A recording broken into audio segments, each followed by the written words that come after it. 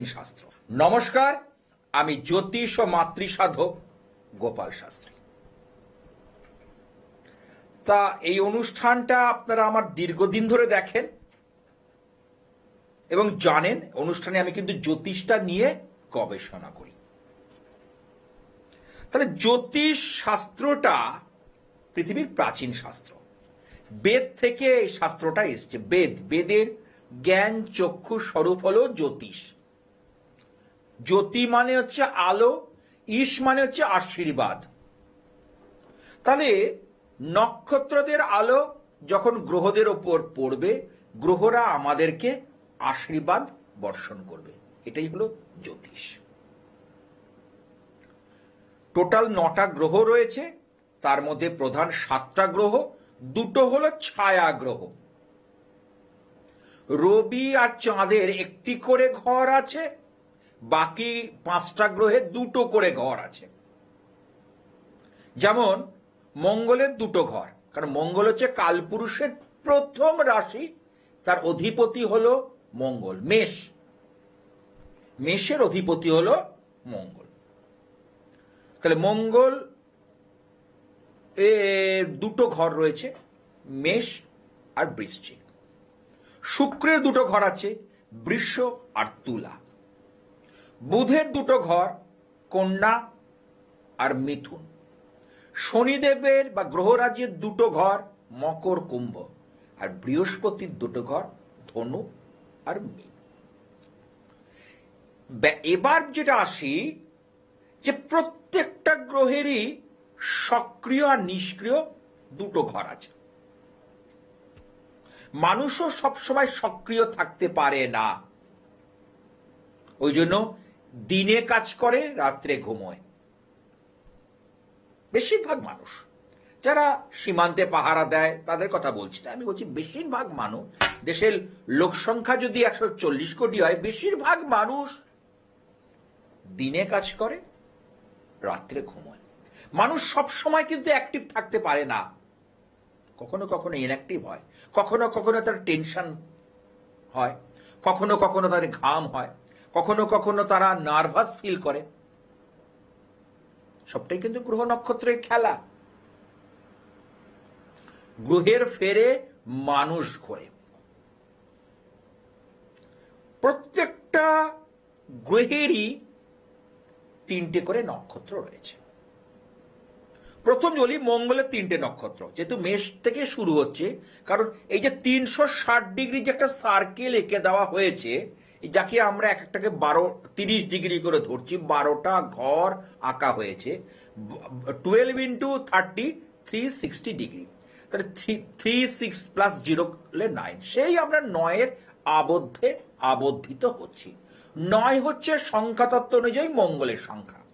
মঙ্গলের 3টে নক্ষত্র, 5 নম্বর মৃগশিরা, 14 নম্বর হচ্ছে চিত্রা, আর এদিকে হলো 23 নম্বর ধনিষ্ঠা। তাই এমন ভাবে প্রত্যেকটা গ্রহেরই 3টে করে নক্ষত্র আছে। কেতুর যেমন মেষ রাশির ওখানে যে কালপুরুষের প্রথম রাশি, ওখানে 1, 2, 3 3টে নক্ষত্র রাখা আছে। এটা শাস্ত্রকার রেখে গেছেন। তার প্রথম হচ্ছে কেতু, 1 নম্বর অশ্বিনী, 10 নম্বর মঘা, 19 নম্বর মূলা। 3টে হচ্ছে কেতুর নক্ষত্র। তারপর আসি ভরণী, শুক্রের নক্ষত্র। 2, 11 পূর্ব ফল্গুনী, আর পূর্ব আষাঢ়া 20 নম্বর। 2, 11, 20 3টে হচ্ছে শুক্রের নক্ষত্র। তারপরে কি আসছে? রবি নক্ষত্র। রবি 3টে, কৃত্তিকা 3 নম্বর, 12 নম্বর উত্তর ফল্গুনী, 21 নম্বর হচ্ছে উত্তর আষাঢ়া।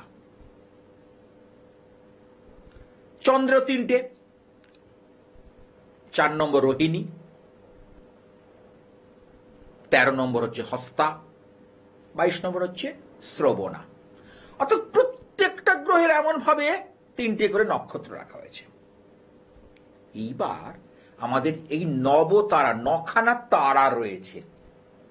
জন্ম, সম্পদ, বিপদ, ক্ষেম, প্রত্যরী, সাধক, বধ, মিত্র, পরম মিত্র, এইভাবে জন্ম নক্ষত্রকে ধরে আমরা 27টা নক্ষত্র পরপর আসবে। কারো যদি বদ নক্ষত্র, জন্ম সম্পদ নক্ষত্র খুব ভালো, তার মধ্যে সম্পদ বাড়বে। সম্পদ নক্ষত্র মানে হচ্ছে তার মধ্যে সে উত্তরোত্তর তার বৃদ্ধি ঘটবে, সাফল্য আসবে, ধন সম্পদ সে তৈরি করতে সক্ষম হবে। এটা হচ্ছে সম্পদ নক্ষত্র। বিপদ, যদি বিপদ নক্ষত্রে থাকে কোন গ্রহ, তাহলে তার বিপদ, ফিনান্সিয়াল ক্রাইসিস আসতে পারে, সেটা একটা বড় বিপদ।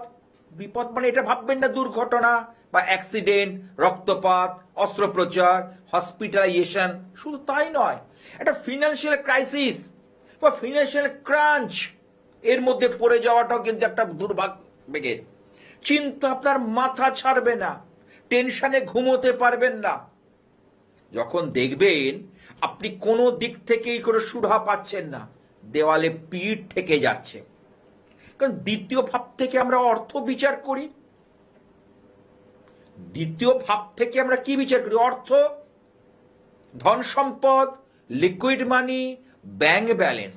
তা সেটা যদি দ্বিতীয় ভাবের যে লর্ড, মালিক, সে যদি বদ নক্ষত্রে পড়ে যায়, যদি আপনার সে সম্পদ নক্ষত্রে পড়ে যায়, তাহলে আপনার অর্থ বৃদ্ধি হবে। আপনি অন্ধকারে হাতড়ালেও টাকা আসবে, ছাই ধরলে সোনা হবে। আর সে বিপদ নক্ষত্রে পড়ে যায়, তাহলে অর্থনৈতিকভাবে আপনি কিন্তু সতর্ক হয়ে যান। কোনো সিদ্ধান্ত নেওয়ার আগে একটু চিন্তা করে পা ফেলুন। চিন্তা ভাবনা করে যদি আপনি এগোতে পারেন, তাতে কিন্তু অনেকটা বেশি লাভবান হবেন। চিন্তা ভাবনা করে যদি এগোতে পারেন, ধরুন হট করে কোনো শেয়ার মার্কেটে, মিউচুয়াল ফান্ড বা কোনো ইনভেস্টমেন্ট করার আগে আপনার বদ নক্ষত্র যখন রয়েছে, সেটা একটা অভিজ্ঞ জ্যোতিষীর পরামর্শ নিয়ে নিন। আপনার যে রেগুলার অ্যাস্ট্রোলজার, তার সঙ্গে একটা মত আলোচনা করে নিন, তাহলে আপনি কি লসটাকে থামাতে পারবেন। কিন্তু একবার যদি লস হয়ে যায় না, তখন কিন্তু আপনি কিন্তু উপায়ন্ত খুঁজে পাবেন না। কারণ আমাদের আমি যেটা বেসিক্যালি করি, যে আপনার মধ্যে ওই যে বদ নক্ষত্র থাকবে, অন্যদিকে কি সম্ভাবনা আছে সেটাকে তো আমি দেখবই। কোন অন্য সম্ভাবনা থেকে কি করে অর্থটা আপনাকে পাইয়ে দেওয়া যায়, অর্থের প্রাচুর্যটা বৃদ্ধি করা যায়, তার জন্য সুপরামর্শ, সু উপদেশ আমি সবসময় দেব। আমি সেই সংস্কার দিই যে মানুষের যাতে লাভবান হতে পারে। আমার কাছে কেন দূর দূর থেকে মানুষ ছুটে আসে? বড়লোক হবে বলে না, আমি তার মধ্যে সেই সম্ভাবনাগুলোকে জাগিয়ে দেওয়ার জন্য, জাগিয়ে তুলে দিতে যেতে পারি। মানছি ফিনান্সিয়াল লসের মতো পরিস্থিতি, সামনে একটা বড় সমস্যা, আমি কি করব? সেই জায়গাটাকে আস্তে করে পার করে দিয়ে তাকে রেজনেভেট করে দেব, তাকে জাগৃত করে দেব, সে যাতে নতুন করে কিছু করতে সক্ষম হয়। এটাই আমার মূল বিষয়। টোটালটাই হলো গ্রহ আর নক্ষত্রের খেলা। আমি বারবার বলি আপনাদের, গ্রহের ফেরে মানুষ ঘোরে। আমি, আপনি, আম জনতা এই গ্রহের ফেরেই কিন্তু ঘুরছে। কেউ অল্প খেটে বেশি রোজগার করে ফেলছে, কেউ সারাদিন রোজগার করেও মাথার ঘাম পায়ে ফেলেও দুটো অন্যের জন্য চিন্তা করতে হচ্ছে। হচ্ছে কি হচ্ছে না দর্শকগণ, আপনারা বলুন। আপনার জন্মছকে সেই সম্ভাবনাটা হয়তো আছে। আপনি কোনো আনকরা অ্যাস্ট্রোলজারের কাছে গেলেন, কোনো জ্যোতিষ সম্পর্কে তার কোনো ধ্যান ধারণা নেই, কয়েকটা জিনিস শিখে রেখেছে, বীজ দোষ, কেমদ্রুম দোষ, নাচ দোষ, শনির 7.5, এর বাইরে আর বেরোতে পারিনি। আপনাকে বলে 7.5 রয়েছে, এখন আপনার কিছু হবে না। অথচ ওই 7.5 জায়গা থেকে প্রথম 2.5 বছর ছেড়ে দিয়ে আপনি হয়তো সামনে লাভবান হতে পারতেন। আপনি হয়তো ভালো দামি কোনো গাড়ি চড়ে কিনতে পারতেন। আপনি আজকে সেই, কারণ শনিদেব যখন যায়, এটা আপনারাও জানেন, আমাদের দিয়ে যায়, ছাপ্পর ফারকে দিয়ে যায়, কিন্তু সেই জায়গাটাকে আমাকে তো প্রাপ্ত করতে হবে। আমি যদি গ্রহরাজকে দেখে, শনিদেবকে দেখে কুকড়ে থাকি, আমি যদি মুহ্যমান হয়ে যাই, সে তো আর চেপে ধরবে।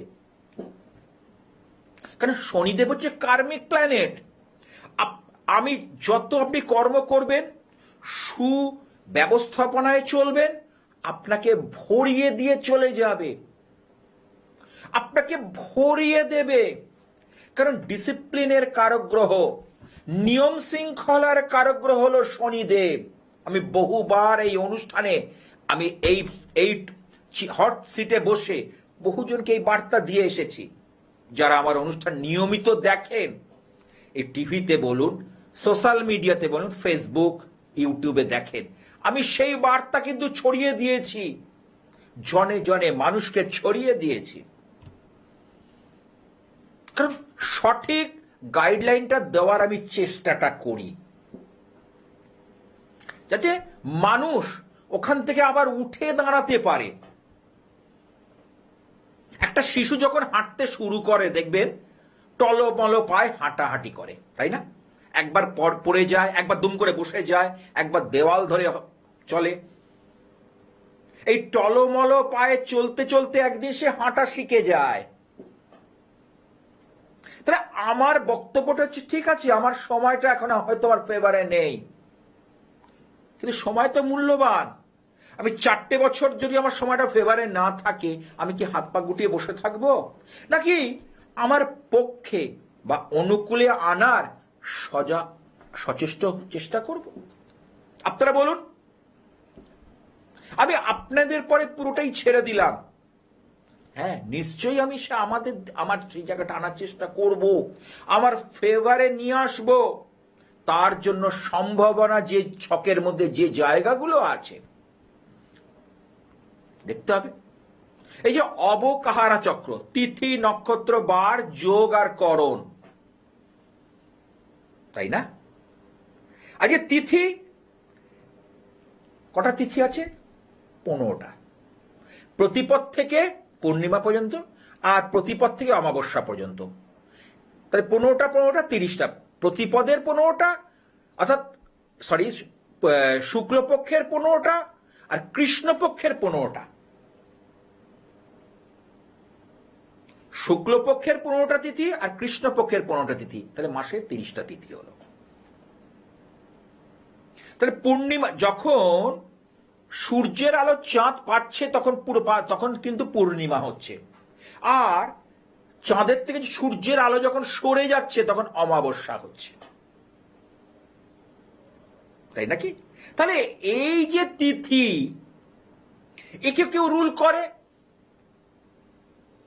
এই তিথিকে, প্রতিপদে তিথি হলে তার একজন দেবতা রয়েছে, দ্বিতীয়ার কোন দেবতা রয়েছে, তারা রুল করছে। নিশ্চয়ই যে জাতক শুক্লপক্ষের দ্বিতীয়াতে জন্মেছে, কৃষ্ণপক্ষের দ্বিতীয়াতে যে জাতক জন্মেছে, তাদের নেচারগতভাবে আলাদা হবে কি হবে না? দুটোই দ্বিতীয়া, শুক্লপক্ষের 15টা তিথি আর কৃষ্ণপক্ষের 15টা তিথি। ওই যে পক্ষটা যখনই চেঞ্জ হয়ে গেল, তার স্বভাব বা নেচারও পাল্টে গেল, তাই না? পঞ্চমী তিথির মালিক হচ্ছে নাগ।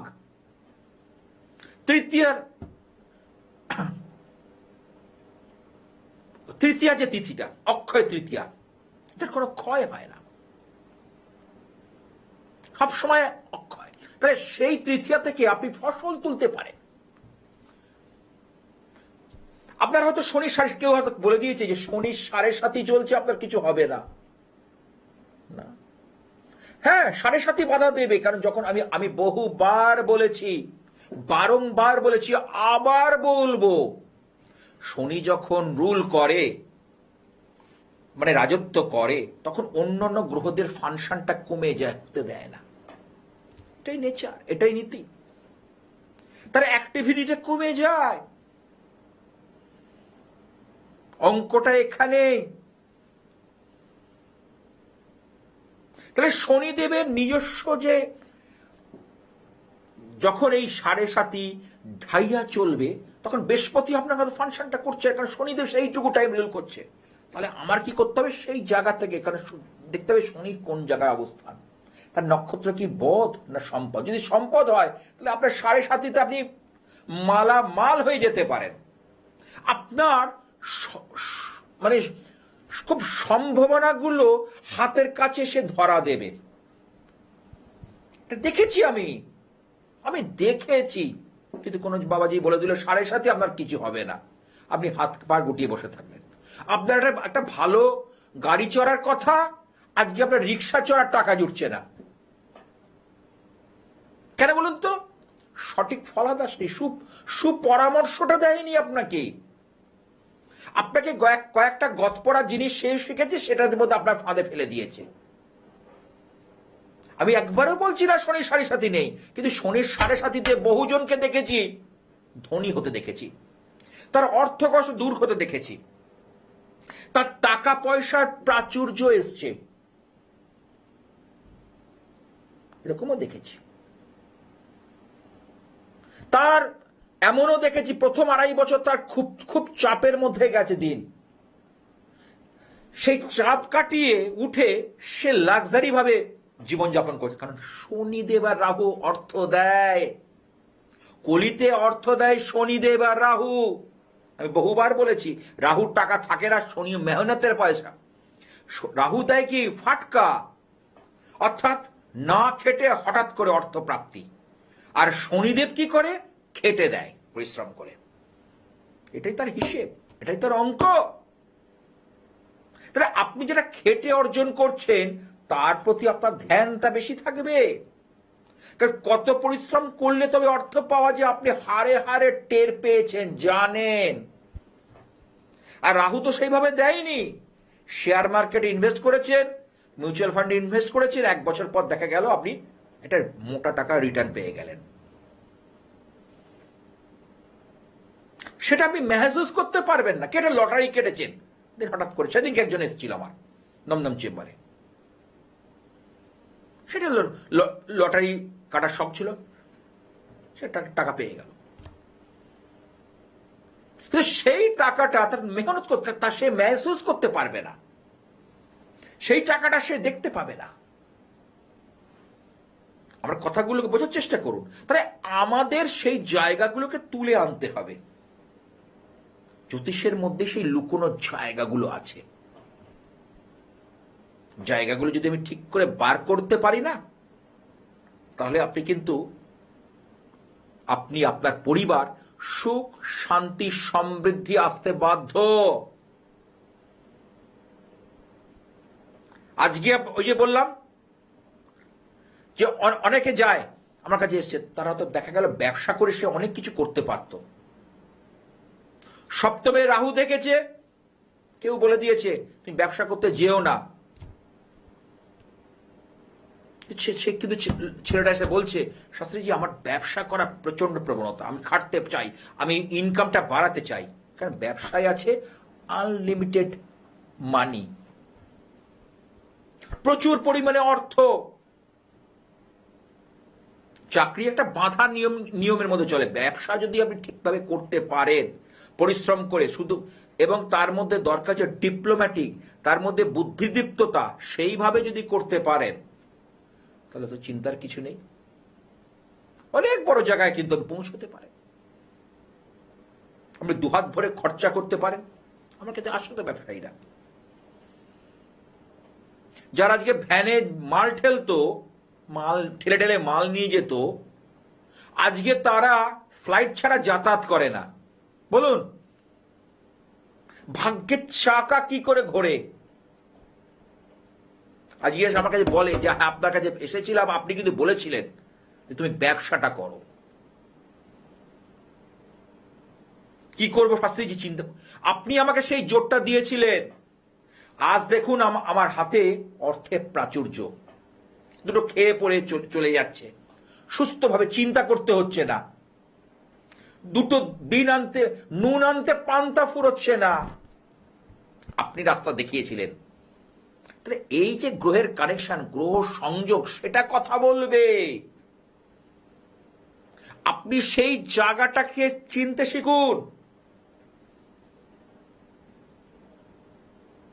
অনেকে বলে শনির ঘরে চন্দ্র থাকলে আপনার ছেলের লেখাপড়া হবে না। শনি চন্দ্র থাকলে তার মধ্যে ফ্লারিশমেন্টের মতো ক্ষমতা হবে।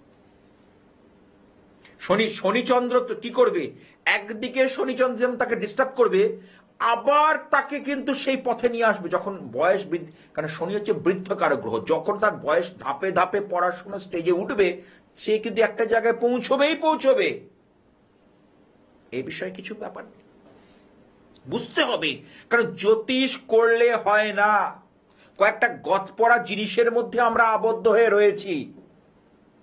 আমাদের কুয়োর ব্যাং হয়ে থাকলে চলবে না।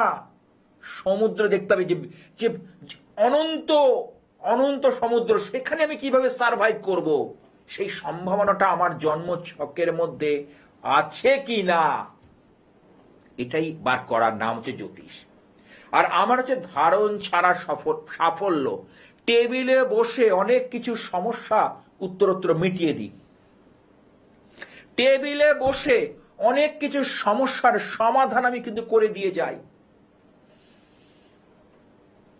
অনেককে বলেছি যে আপনি এই উপায় অবলম্বন করুন। একজন অনলাইনে ফোন করেছিল মহারাষ্ট্র থেকে, তাকে পদগুলো বলে দিয়েছিলাম। সে আজ আমাকে 1 মাস পরে বলছে, শাস্ত্রীজি আমি কিন্তু যে জায়গাটা আটকে গেছিলাম অনেকটা যেন আমার ছেড়ে যাচ্ছে। আমি তো সবই তো শুরু হয়েছে, এবার আপনি এইটা করুন। বলে হ্যাঁ, আপনি যেটা বলবেন সেটা করব। আরে করলেই তো ফলাফল হবে। মানুষ তো ফলাফলের জন্যই ছোটে। আপনার হয়তো একটা সন্তান, সে আজকে দাঁড়াতে পারছে না, অর্থাৎ জীবনে প্রতিষ্ঠা পাচ্ছে না, তাহলে সে যদি সঠিকভাবে দাঁড়াতে না পারে, রোজগার না করতে পারে, ভালো চাকরি না পায়, বা ভালো ব্যবসা না করতে পারে, তাহলে আপনি তাকে কি করে বিয়ের পিঁড়িতে বসাবেন, কি করে তার বিয়ের চিন্তা করবেন? প্রথমে তো একটা সন্তান জন্ম হলো, লেখাপড়া করতে করতে চলে গেল, তারপর চলে এলো কর্মজীবন। এই কর্মজীবনটা যদি কংক্রিট না হয়, কর্মজীবনটা যদি শক্তিশালী না হয়, স্ট্রং না হয়, তাহলে সে কি করে করবে? সে তাহলে বিয়ে যখন দেবেন তখন সে নিজে করলো, প্রেম ভালোবাসা করে একটা অন্য ব্যাপার, তারা দুজনের মধ্যে মানিয়ে নিল। কিন্তু যদি দেখা যায় সে প্রেম ভালোবাসার হলো না, দেখা শুনো, তাহলে মেয়ের বাবা প্রশ্ন করবে আপনার ছেলে কি করে, করবেই। মেয়েটাকে সৎপাত্র দেওয়ার আগে তার আর্থিক স্থিতিটা কেমন, তার আর্থিক জায়গাটা কেমন, সেটা তো বলবেই। তাহলে আমাদের সেই জায়গাটাকে হিট করতে হবে, যাতে সে যেন কাজে ঘুরে দাঁড়াতে পারে। সে যেন যদি আইটিতে চাকরি করে বা কোনো ইঞ্জিনিয়ারিং করছে, সেখান থেকে সে ফসলটা তুলে আনে, অর্থাৎ যে যার সেক্টরে কেন সে যেন সাফল্য পায়। আমার কাছে এই যে দূর দূর থেকে লোক আসে কেন বলুন তো, এই সাফল্যগুলোকে ছিনিয়ে আনার জন্য। এই জন্য আমার পরামর্শ নিতে আসে, কারণ আজকের দিনে জ্যোতিষটা হচ্ছে একটা বিজ্ঞান, সায়েন্স। তাহলে আমরা জীবনে কতটা সফল হলাম, কত সে বিয়ের ক্ষেত্রে বলুন, সন্তানের ক্ষেত্রে বলুন, কাজের ক্ষেত্রে বলুন, ব্যবসার ক্ষেত্রে বলুন, পেশার ক্ষেত্রে বলুন, সেটাই আমাদের বিচার্য বিষয়। আমরা জীবনে কতটা সফল। যে চিকিৎসক, সে আজকে তার পেশায় সে কতটা সফল। আজকে একজন লয়ার বা অ্যাডভোকেট, সে তার পেশায় সে কতটা সফল। যদি সফল না হয়, সফলতা লাভের জন্য কি কি করণীয়, কি কি উপায়, সেটা বার করতে হবে। আমরা তো কম্পিটিশন লাফিয়ে লাফিয়ে বাড়ছে, তার মধ্যে থেকে আমার জন্মছকের নিরিখে আমি সেই জিনিসটা বার করে আনবো। আমি যদি হাত পা গুটিয়ে বসে থাকি, না যাব না, এখন এমনি হবে, বাড়ির লোক বলছে এখন যাস না, পরে যাস, সময়টা কিন্তু চলে যাচ্ছে। আপনারা ওই জন্যই বলি, শেষ মুহূর্তে কোনো জ্যোতিষীর দরজায় খটখটালে কিছু হবে না। যখনই দেখছেন ইন্টারভিউগুলো দিচ্ছেন, পরীক্ষাগুলো দিচ্ছেন, সরকারি চাকরি কোথাও গিয়ে যেন হিট করছে না, ক্লিক করছে না, তখনই কিন্তু আপনারা চেষ্টা করুন। যখন কোথাও গিয়ে জায়গাটা তৈরি হচ্ছে না, তখনই কিন্তু একজন জ্যোতিষীর দরজায় গিয়ে তখন খটখটান, ভালো হবে। এবং অভিজ্ঞ জ্যোতিষী হতে হবে। ওই 40 মণ কাঠ নিয়ে পড়াচ্ছে, আপনি বসে ভাবছেন যে সবকিছু করে দেবেন, নেভার, হতে পারে না। আজকের দিনে অ্যাস্ট্রোলজিটা বিজ্ঞান, সফলতা দেওয়া যেতে পারে, তার মধ্যে সম্ভাবনা যেটা আছে তার উপর নিরিখে। ওই এমনি এমনি পাইয়ে দিলে তো সবাই গিয়ে দৌড়ে যেত, চলে যেত। আর কথাগুলো মন দিয়ে বুঝুন আপনারা। কথাগুলো যদি আপনার মনোপুতে কমেন্ট করতে পারেন, কিন্তু আমি বাস্তব কথাটা তুলে ধরছি। আমার হচ্ছে যে আপনাকে সেই জায়গাটা থেকে সাফল্যটাকে এনে দেব। বিয়ের পর সন্তান হলো, সন্তানটা সুসন্তান, সন্তানটিকে আদৌ মানুষ হবে সেটা জানা দরকার আছে। সন্তান তো হলেই হলো না, কারণ এই পৃথিবীতে যখন আমরা এসেছি একটার পর একটা কিন্তু আমাদের আসতেই থাকবে, চলতেই থাকবে। তাহলে আমরা হেরে যাব না, আমরা হারতে এখানে কেউ আসেনি। এই অনুষ্ঠানটা আমার লাইভ ফোন ইন অনুষ্ঠান নয়, এটা একটা আলোচনামূলক অনুষ্ঠান। দয়া করে এই ফোন নাম্বার অনুষ্ঠানটা শুনুন, ভালো লাগলে অনুষ্ঠানটার পরে ফোন করুন, মন দিয়ে শুনুন, এটা আপনাদের অনেক কাজে লাগবে। বাস্তব জায়গাটাকে আমি তুলে ধরছি যে গ্রহ নক্ষত্র আমাদের জীবনের উপর কিভাবে প্রভাব বিস্তার করে। নিজের এবং নিজের পরিবারের বা প্রিয়জনের জন্মছককে জানুন, জন্মছককে চিনুন। এই জন্মছকের মধ্যেই লুকিয়ে রয়েছে সাফল্যের চাবিকাঠি, জীবনে সফল হওয়ার জায়গা, জীবনে অ্যাক্টিভ হওয়ার জায়গা লুকিয়ে রয়েছে আপনার জন্মছকের মধ্যে। এটা কিন্তু অন্যজনের ছকে কিন্তু পাবেন। আপনার সাফল্য, আপনার সফলতা, আপনার সন্তানের সাফল্য তার জন্মছকে লুকিয়ে আছে, আর কোথাও নেই। হিসেব অঙ্ক তাই বলে। আর এই নক্ষত্রগুলো যখন আপনার ফেভারে কাজ করবে, জন্ম, সম্পদ, বিপদ, প্রত্যয়ী, সাধক, বধ, এই বধ, বিপদ, প্রত্যয়ী যখন আপনার পদে হবে, তখন কিন্তু আপনাকে সেই জায়গাটা কিভাবে আমরা চলবো তার একটা সঠিক বিশ্লেষণ, জ্যোতিষ বিশ্লেষণ একজন অভিজ্ঞ জ্যোতিষীর থেকে নিতে হবে। এই যে পঞ্চাঙ্গ বিচার, এর একটা মূল্য রয়েছে। তিথি, নক্ষত্র, যোগ, করণ। তাহলে আজকে সূর্য চাঁদের মধ্যে 12 ডিগ্রি তফাতে এক একটা করে তিথি তৈরি হয়, আর 6 ডিগ্রির তফাতে একটা করণ তৈরি হয়। 11টা করণ রয়েছে, তার মধ্যে নাগকরণ, কিংস্তগ্নুকরণ, শকুনিকরণ, চতুষ্পদকরণ, এই 4টে করণ কিন্তু পরিত্যাজ্য। যাদের জন্মছকের মধ্যে দেখবেন অনেকে বলেন, দেখুন আমার এত ভালো দশাটা চলছে কিন্তু এই ফলটা পাচ্ছি না। দেখুন আপনার করণ হয়তো আপনাকে জীবনের পথে আটকে দিচ্ছে। 4টে অশুভ করণ কি কি? নাগকরণ, শকুনিকরণ, কিংস্তগ্নুকরণ, চতুষ্পদকরণ। তাই এই যে করণের ভাগ রয়েছে, যে বৃষ্টিকরণে জন্ম হলে তার জীবন কেমন হবে, বণিজকরণে জন্ম হলে তার জীবনটা কেমন হবে, তাই না? তাহলে এই যে করণের যে ভাগ, সেটা জানতে হবে। তাহলে একজন জাতক জাতিকার যদি বণিজকরণে জন্ম হয়, সে তার ব্যবসা থেকে তার প্রভূত ফসল, মুনাফা, লাভ, উপায় তুলে নিতে পারে।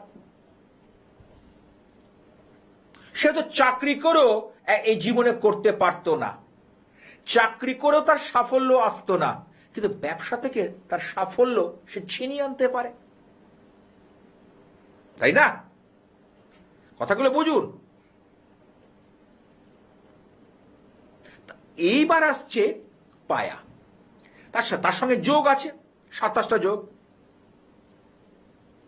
প্রীতি যোগ, বিষ্কুম্ভ যোগ, আয়ুষ্মান, সৌভাগ্য, শিব, শূল, গণ্ড, ব্যতিপাত, এইগুলো 27টা যোগের কথা বলা হয়েছে। যে ব্যতিপাতে যোগে যাদের জন্ম তাদের জীবন, আমি বহুবার বলেছি, তারা দেখবেন কিছুর একটা মাঝ বয়সে যেতে যেতে একটা অস্থিরতা চিত্ত কাজ করছে। দেখছেন চুপ, সে হয়তো এখানে বসে আছে ভাবছে অন্যখানের কথা, ফ্র্যাকশন অফ সেকেন্ডে তার মনটা অন্য জায়গা গিয়ে আছড়ে পড়ল। যদি লেখাপড়ার ক্ষেত্রে এই জিনিসটা হতে থাকে, সেই ছাত্রছাত্রীর জীবনে উন্নতি করা খুব চাপের হয়ে যাবে। তখন সেই ছাত্রছাত্রীর জন্য একটা আলাদা কাউন্সিলিং করা দরকার আছে। আমি ছাত্রছাত্রীদের জন্য বিশেষ কাউন্সিলিং এর ব্যবস্থা করেছি, যারা আগামী 2027 সব পরীক্ষাগুলো দেবে। 26 তো হয়ে গেল, ইংরেজির সব বড় বড় পরীক্ষাগুলো কিন্তু হয়ে গেছে, কিন্তু এবার 27 পরীক্ষার জন্য প্রস্তুতি আমার চলছে। চেম্বারে চেম্বারে চলছে কাউন্সেলিং, বিশেষ কিছু ব্যাপার চলছে যেখান থেকে মানুষ পেতে পারে সাফল্যের চাবিকাঠি। ওই যে বললাম, আমরা আজকে দিনের শেষে এসে একটা জিনিস দেখব যে আমরা কতটা সফল। এই সাফল্যটাকে আমার ছিনিয়ে আনতে হবে, কারণ সবাই দৌড়চ্ছে প্রতিযোগিতার বাজারে, সবাই দৌড়চ্ছে। এবার আমার প্ল্যানেট যদি আমাকে সেই সাপোর্টটা না দেয়, আমার গ্রহগুলো যদি আমার সঙ্গে সেই বোঝাপড়া না করে, তালমিল না করে, তাহলে আমি তো পিছিয়ে পড়ব। তখন আমাদের কি করতে হবে, সেই জায়গাটাকে অ্যাচিভ করতে হবে। তার জন্যই তো কাউন্সিলিং, তার জন্যই তো সুপরামর্শ, তার জন্য সুসংস্কার, তার জন্যই গ্রহ সংস্কার করা দরকার আছে। তার জন্য গ্রহ সংস্কার করাটা কিন্তু দরকার আছে। যেমন আমি এমনও দেখেছি, একটা ছকের কথা বলি, মিথুন লগ্ন আর বৃশ্চিক রাশি, তার লগ্ন সাপেক্ষে রাহু রয়েছে পঞ্চমে রাহু রয়েছে। পঞ্চমে রাহু থেকে সেই রাহু দেখা যাচ্ছে তার সন্তান ক্ষেত্রটাকে সমস্যা করছে, সন্তান লাভে বাধা, বা যদি সন্তান হলো, সেই সন্তান জীবনে যে উন্নতি করবে বা জীবনে যে সবকিছু যে করতে পারবে, সেই জায়গা তৈরি হচ্ছে না। কারণ পঞ্চমপতি যে জায়গায় রাহু বসেছে, পঞ্চমপতি নক্ষত্রের নবতারা চক্রে ড্যামেজ হয়ে গেছে, ফলাফল দিতে পারছে না। কিংবা অনেকের দেখা যায় পঞ্চমে রাহু, একাদশে কেতু, এরকম ছক দেখি এটা, এবং সেটা কাল সর্প দোষের রাহু কেতুর অ্যাক্সিসের মধ্যে পড়ে যায়। পঞ্চমে থাকলে এই পদ্ম কাল সর্প বলে। 12টা তো কাল সর্পের প্রত্যেকটার আলাদা আলাদা নাম রয়েছে। তাহলে এই পঞ্চমে রাহু, একাদশে কেতু থাকলে একে আমরা বলি পদ্মকাল সর্প। পদ্মকাল সর্প তাদের সন্তান লাভে বাধা দেয়, সন্তান জীবনে থেকেও অনেক ক্ষেত্রে সন্তান হারিয়ে যায়, সন্তানকে নিয়ে দুশ্চিন্তা বাড়ে, সন্তান জীবনে মানে সুসন্তানের চেয়ে কুসন্তানের জায়গায় ঠেলে দেয় রাহু। সেই জায়গাটাকে যদি আমরা নিজেরা না করতে পারি, অবাধ্যতা বেড়ে যায়। যেমন সে একজন ডাক্তার, উনি আসেন আমাকে দেখান, ব্যারাকপুর থেকে আসেন এই দমদম চেম্বারে। তার প্রচন্ড পাড়ায় নাম ডাক যায়, যেহেতু ডাক্তার, তার শিক্ষা দীক্ষা, রুচি, সংস্কৃতি সবটা আলাদা। কিন্তু তার একটি মাত্র ছেলে, সে পড়াশোনা না করে বন্ধু বান্ধবের সাথে ঘুরছে, বিভিন্ন মলে ঘুরে বেড়াচ্ছে, তার মোবাইল নিয়ে ঘাঁটছে। মোবাইল একদিন কিছুদিন যাওয়ার পর মোবাইল পাল্টাতে হবে, বাবার উপর চাপ সৃষ্টি করছে, প্রথম মাকে দিয়ে বলাচ্ছে, সেই জিনিসটা না পেলে তাকে একটা ইমোশনাল ব্ল্যাকমেল করছে। তাহলে এটা বলুন সুসন্তান? আজকে লৌকিকতার ভয়ে, তার প্রতিভার ভয়ে সে সবকিছু বলতে পারছে না। সে ভাবছে এইভাবে হাত বুলিয়ে চলতে, কিন্তু একটা হাত বোলাতে বোলাতে তার লোভ, লালসা বেড়ে যাচ্ছে ছেলেটার। আমার কাছে সেই ছকটা নিয়ে এসছে, বলে আপনি বলেছিলেন যে ধারণ ছাড়া সাফল্য।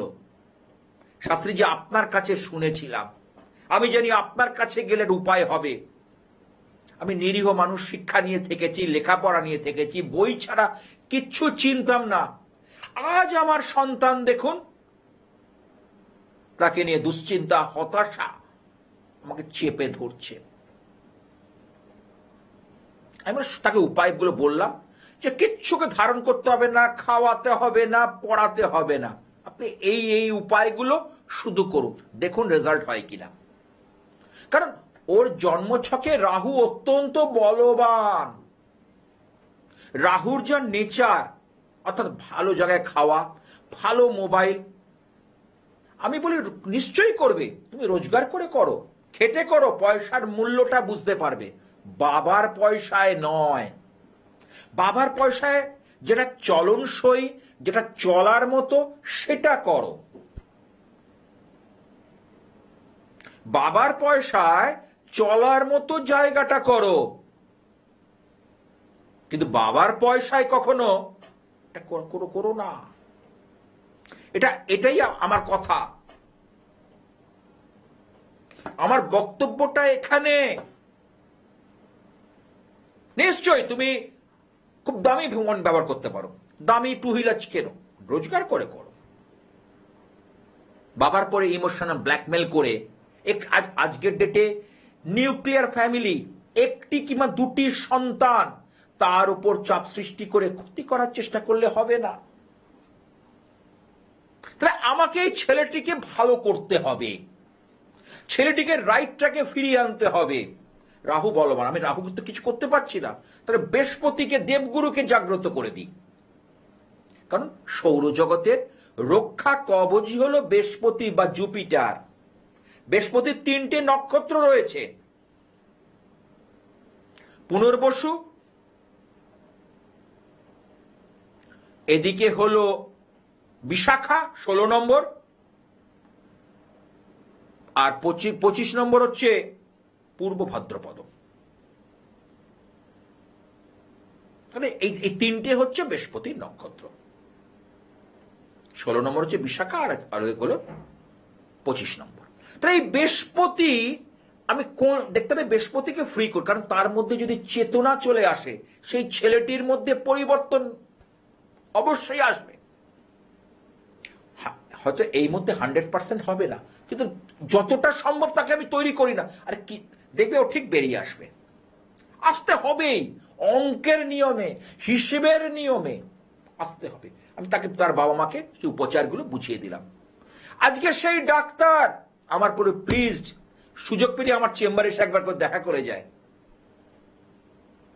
বলে আমি আমার ছেলেকে আমি চিনতে পারছি না, আমি যে আপনি তার মধ্যে, আপনার কথা, আপনার উপায়, আপনার পরামর্শ মেনে চলে আজকে ছেলে আবার নতুন করে বাঁচার রসদ পেয়েছে, পড়াশোনা করে। বলে যেটা চেয়েছিলাম আমি একজন চিকিৎসক বাবা হিসেবে, সেটাই হবে।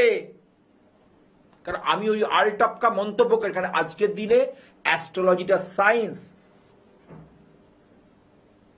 তাহলে আমি সেই বিচার বিবেচনা, আরেকটা বাস্তুটা দেখা দরকার। ওই জন্য যারা আসবেন বাস্তুটা একটু স্কেচ করে আনবেন 100 গ্রাম। কারণ বাস্তু, যে ঘরে আপনার সন্তান লেখাপড়া করছে, আপনার সন্তান যে অবাধ্য হয়ে যাচ্ছে, কি কারণে, কোথা থেকে, তার জায়গাটা বার করতে হবে। 100 গ্রাম সাদা সর্ষে, 100 গ্রাম ধুনো, 100 গ্রাম কর্পূর, একটি গোলাপ জলের বোতল, একটা বাস্তু মাটি নিয়ে আসবেন। ওই বাস্তুতে কোনো অশুভ শক্তি বলবান কিনা, ওই বাস্তুতে অশুভ শক্তি কাজ করছে কিনা, এটা জানার দরকার। এটা আমার আগে জানা দরকার, তবে তো আমি আপনাকে সেই রাস্তাটা দেখাতে পারবো। আমি তো আগে হোমযজ্ঞ করে একটা বর্তাবিজ কবচ গুছিয়ে দিতে পারবো না, আগে জায়গাগুলোকে বার করব। তো আমি গুছিয়ে দেওয়ার জ্যোতিষী নয়, আমি সমস্যাটাকে মেটাবার জন্য যা করণীয় সেটা করব।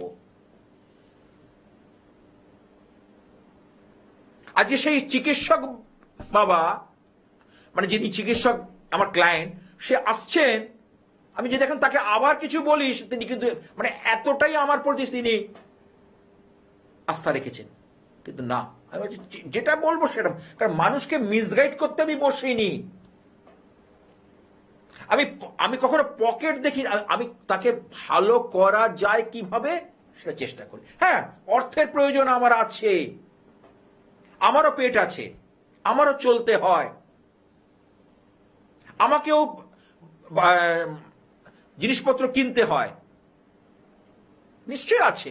কিন্তু তার মধ্যে থাকে আমার দূরদর্শিতা, যে সেই জায়গা থেকে মানুষকে, যাদের সম্পর্কের অবনতি হচ্ছে। এমনও দেখেছি 7 বছরের প্রেমের সম্পর্ক বিয়ের পিড়িতে বসতে পারল না, ভেঙে দিল। যখন গোচরে এলো, কে এলো? চন্দ্ররাহু কারেক্ট করলো, বিয়েটা ভেঙে গেল। দুটো বাড়িতেই জানতো যে এদের দীর্ঘদিনের প্রেম, কিন্তু প্রেম আর এলো না বিয়ের পিড়িতে। কেন? তাহলে প্রেম দেখি আমরা পঞ্চম ভাব থেকে, তাহলে পঞ্চমের নবম মানে লগ্ন দেখতে হবে। তাহলে কি হলো? 1 + 5 + 9 কানেকশন। সেখানে যদি কোনোভাবে দেখা যায় রাহু এসে পড়ে গোচরে ট্রানজিটে, তখন ঘেঁটে দেবে। রাহু যেমন সেদিকে তাড়না দেবে একদিকে, আবার আরেক দিক থেকে ঝামেলা বাঁধিয়ে বার করে আনবে। রাহু তো এটাই ধর্ম। যেমন আপনাকে টাকা দেবে, টাকাটা কতক্ষণে আপনাকে বার করে নেব চিন্তা করবে। একদিকে যখন আপনাকে টাকা দিচ্ছে, আবার টাকাটাকে বার করে আনছে, এটাই হচ্ছে রাহুর প্রধান ধর্ম। কারণ আমাদের যে মনের সুপ্ত বাসনা, আকাঙ্ক্ষা, যেটার পরিপূর্ণ হয় না, সেটাই হলো রাহু। সবসময় চাহিদা থাকবে, কিন্তু পরিপূর্ণ হতে দেয় না। অনেকে দেখবেন অল্পেতেই সন্তুষ্ট, একজনে আছে হচ্ছে না, আরো আরো আরো আরো আরো হতে গিয়ে সে কিন্তু নিজেকে নষ্ট করে ফেলছে, আরো জায়গা নেই। যাই হোক, যদি কোনো সমস্যায় আটকে যান কোথাও, তাহলে জন্ম ছকটাকে ভালো করে চিনুন। আপনার প্রিয়জনের প্রত্যেকটা পয়েন্ট খুঁটিয়ে খুঁটিয়ে দেখুন তার সম্ভাবনাগুলো কোথায় আছে, সেখান থেকে বার করে আনুন, সেই জায়গাটা তাকে খুঁজে দিন। দেখুন, তাদের আর পিছু ফেরে দেখতে হবে না। আমি বলছি এই টেবিলে বসে, এই হট সিটে বসে কথাটা বলছি, তখন আর পিছন ফেরে দেখতে হবে না। আপনার সন্তান সুসন্তানে পরিণত হবে। লেখাপড়া করছো, লেখাপড়ার জায়গাটা স্মুথ করবে, এবং যখনই লেখাপড়া কর্মটা চলে আসবে, একটার সঙ্গে একটা জড়িত, কর্ম ভালো হলে বিয়ের জায়গাটা যেতে পারবেন। কিন্তু যদি এই জিনিসটাই যদি প্রথম থেকেই গ্যাপ থেকে যায়, তাহলে সেই জায়গাটা আপনি কখনোই ভালো করতে পারবেন না। অঙ্ক কি বলে, হিসেব তো তাই বলে, ভালো করতে পারবেন কোনোদিন নয়। তাহলে আমাদের এই বোঝাপড়ার মধ্যে দিয়ে চলতে হবে। আর একটা হচ্ছে, অনেকে দেখবেন ক্ষতি করে রাখেন। ক্ষতি অনেকভাবে করা যায়, বিয়ের ক্ষেত্রে করে, অর্থের দিক থেকে করে, শরীরের দিক থেকে করে, মানসিক শান্তির দিক থেকে করে, মানুষকে বিভ্রান্ত করে রাখে। তার কিছু কিছু উপায় আমি কোনো অনুষ্ঠানে নিশ্চয়ই বলবো, তারও রাস্তা রয়েছে। আর ধারণ ছাড়া সাফল্য এবং যে কোনো গ্রহ সংস্কার বা কাউন্সিলিং আমার চেম্বারে চলছে, এবং ফোনের মাধ্যমে হবে। যারা আসতে পারছেন না, ফোনে করলে আমি কাউন্সিলিং করব, বলবো, এবং সেটাই হবে, যে চেম্বারে যেটা বলবো সেটাই হবে। আজ আর নয়, আমাকে থামতে হচ্ছে। আপনারা আমার অনুষ্ঠান দেখতে থাকুন এই চ্যানেলে ঠিক এই সময়। আর বেদের সেই শান্তি মন্ত্র, ওং দং শান্তি, ওং অন্তরিক্ষ শান্তি, ওং পৃথিবী শান্তি, ওং অপশান্তি, ওং ঔষধয় শান্তি, ওং বিশ্বের দেবা শান্তি, ব্রহ্ম শান্তি, শান্তিরেব শান্তি, ওং শান্তি, ওং শান্তি, ওং শান্তি।